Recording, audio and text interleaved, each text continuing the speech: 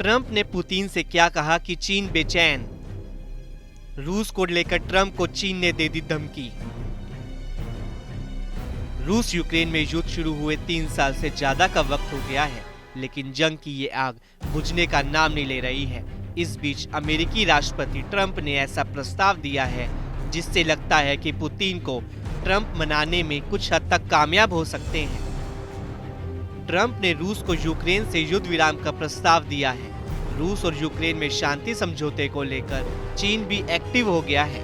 चीन ने म्यूनिख सुरक्षा सम्मेलन में इस युद्ध से संबंधित सभी पक्षों को बातचीत में शामिल होने का आग्रह किया है।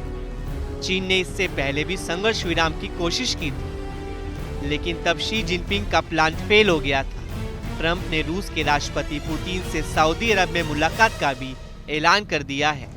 वहीं चीन ने ट्रंप के इस फैसले का स्वागत किया है। चीन के विदेश मंत्री ने ब्रिटेन दौरे पर कहा कि उनका देश यूक्रेन में युद्ध खत्म करने के लिए अमेरिका और रूस के बीच बनी साझा समझ का स्वागत करता है। हालांकि उन्होंने इस बात पर जोर दिया कि इस शांति वार्ता में यूरोप को अहम भूमिका निभानी चाहिए। चीन ने कहा कि सभी लोगों को सही समय पर शांति वार्ता में हिस्सा लेना चाहिए। यूरोप को युद्ध के मूल कारण को संबोधित करने में अहम भूमिका निभानी चाहिए, क्योंकि ये उसी की धरती पर हो रहा है। इसके साथ चीन ने अमेरिका को भी चेतावनी दे डाली।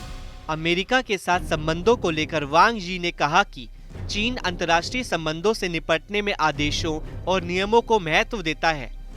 उन्होंने कहा कि वह मजबूत, स्थिर और टिकाऊ रिश्ते बनाने के लिए अमेरिका के साथ काम करने के लिए तैयार हैं। हालांकि उन्होंने अमेरिका को साफ शब्दों में चेतावनी भी दे डाली।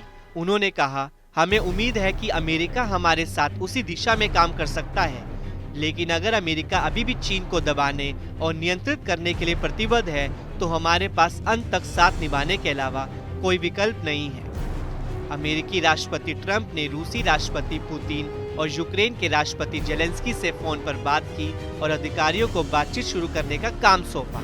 साथ ही कहा कि सऊदी अरब में पुतिन के साथ शिखर सम्मेलन की संभावना है। बाद में उन्होंने कहा कि उन्हें नहीं लगता कि यूक्रेन का नाटो में शामिल होना व्यवहारिक है और ये संभावना नहीं है कि यूक्रेन अपनी सारी जमीन वापस पा लेगा। इस बयान ने यूरोपीय सहयोगियों को चौंका दिया है, जिन्होंने फिर अमेरिका को यूक्रेन पर उनकी पीठ पीछे कोई समझौता करने के खिलाफ चेतावनी भी दी है।